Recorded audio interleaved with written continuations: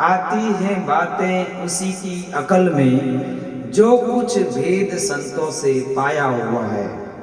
जो कोई संतों की टक्कर में आया हुआ है जीव, जो संतों के पास गया हुआ है, उसकी अकल में ये बातें आएगी कि जो भेद है, जो सार है, जिसको वो पकड़कर वहां पहुंच जाएगा।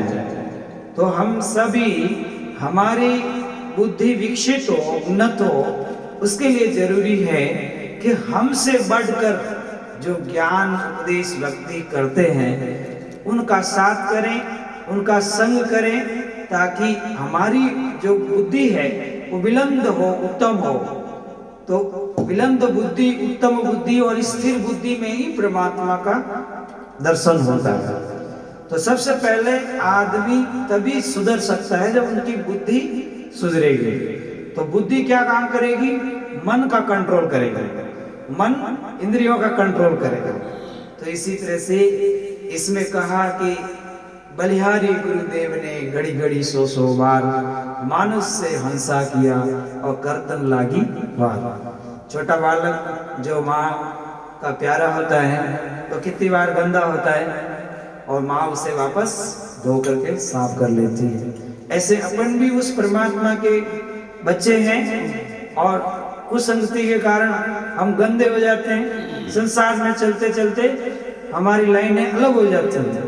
पर जैसे जैसे सदगुरु की शरण में जाते हैं, संतों की सत्संग सुनते हैं, तो धीरे धीरे के बीती सो विसार दे और आगे की सुध ले।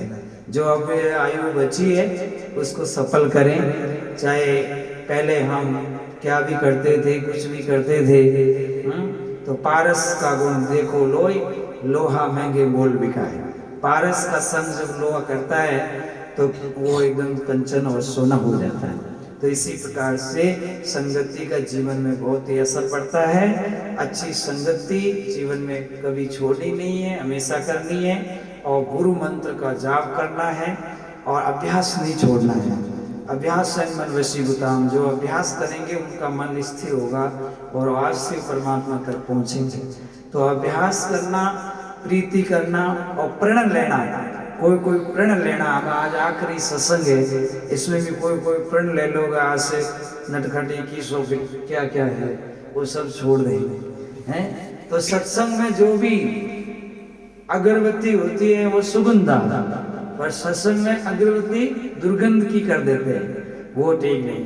तो ये सत्संग का रूप ले, सत्संग का रूप ले और मनुष्य बन के जिए, मनुष्य बन के जीवे। सत्संग करो गुरुदेव की और शरण में जाए और जहाँ से ब्रह्म सब भागे। गुरुदेव की शरण में जाकर सत्संग करें और जहाँ से मन के सब भ्रम दूर होए। तो सभी भ्रम दूर होवे, जीव निर्भय होवे, काल से डरे नहीं, भयभीत नहीं हो, भूत प्रेतों से डरे नहीं। इस तरह से ये जीव निर्भय होवे, वही सत्संग है। जहाँ बेम भरम में डाला जाता है वो सत्संग नहीं होता है, क्योंकि सत्संग का काम है बेम से निकालना, भरम से निकालना। किसी को कांटा चुभ गया तो डॉक्टर का काम है कि कांटा निकालना, ऐसा नहीं कि मतलब वो उसको खाली मलम करता रहे। तो इस तरह से हमारे जीवन में जो कमियां आती हैं वो सत्संग में ही निकलती है। मीरा भाई ने कहा थारो मारो न्याव होवेला सत्संग में है, ओड चुंदड़ में गई सत्संग में, थारो मारो न्याव होवेला सत्संग में। सत्संग में सदगुरु विराजिया, सत्संग में सहेलियां गई। तो इसी तरह से ये भजन हमें प्रेरित करते हैं कि सत्संग कीजिए। साज के भी सुनाया था, क्या नुगरा से काम, नुगरा ले जावे नारगी संत मिलावे राम। तो ये वास्तविक बातें हैं जो अपने हृदय में हमेशा उतारनी है और अपना जीवन जन्म सफल करना और अपने छोटे बच्चों को अच्छा संस्कार देना है और बच्चियों को खूब अच्छा पढ़ाना लिखाना, परंतु माता बहनें उनका ध्यान रखें, उनका चरित्र अच्छा हो।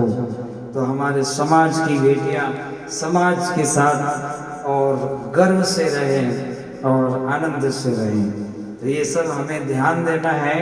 चारों ओर जैसे खेत के बाढ़ लगाते हैं और फसल जो है उसकी रक्षा करते हैं, ऐसे अपने परिवार की, अपने गांव की, अपने समाज की रक्षा करते हैं, वही साधक है, वही साधु है, वही सज्जन है।